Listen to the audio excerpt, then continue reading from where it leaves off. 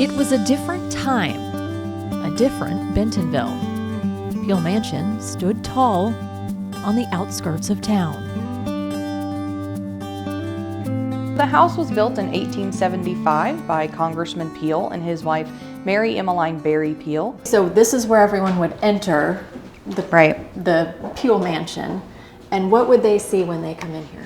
Yeah, so you'll enter in through the front door, and then you will immediately see the lovely grand staircase here. It is one of my favorite features of the home. It is the first thing you see when you come in, and it was meant to be a statement piece. It was meant to showcase the house and how grand it was. A country estate with views of rolling fields, apple trees, and a city growing up around it. So Bentonville was very small. It was mostly just the town square and the few little streets. And then this was outside of town, like I said. I mean, this was, a farm. This was considered a country home. Today we consider it a city home, and most people can't imagine that there was a huge 160-acre farm here, but that's exactly what it was. Now the parlor Yes. is one of your favorites. So It can is. you show me why Absolutely. this is one of your favorite rooms? And it's very pink. It is very pink. So it's very pink for a reason. Okay. Mary Emmeline, her portrait's on the center table, but she was born on Valentine's Day. So we think that she took that pink color as sort of her color since she was born on Valentine's Day. Now, if we were friends with her during that time period and we came to visit the house, this would be our hang. This Right. would be hanging out. So you would come in this room, you would have a seat, you would be served tea or hot chocolate potentially, and you might hear some music played by one of the daughters, but you would sit here and talk all about the town gossip, what's going on, and get all your news that way.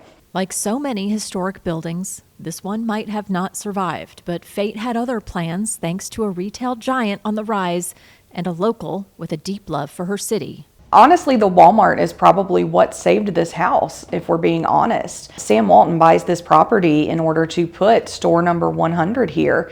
And Helen Walton, his wife, is the one who steps in and says, we're gonna save this house. She really saw the vision of saving it to be a community space for Bentonville. And she saw the importance of preserving this part of Bentonville's history. So after I have my tea and maybe a little cookie or something over Right. here, then would it be dinner time?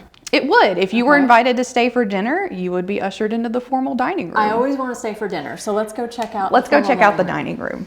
So Mary Emmeline apparently had almost a 10-acre vegetable garden on this property, which is huge.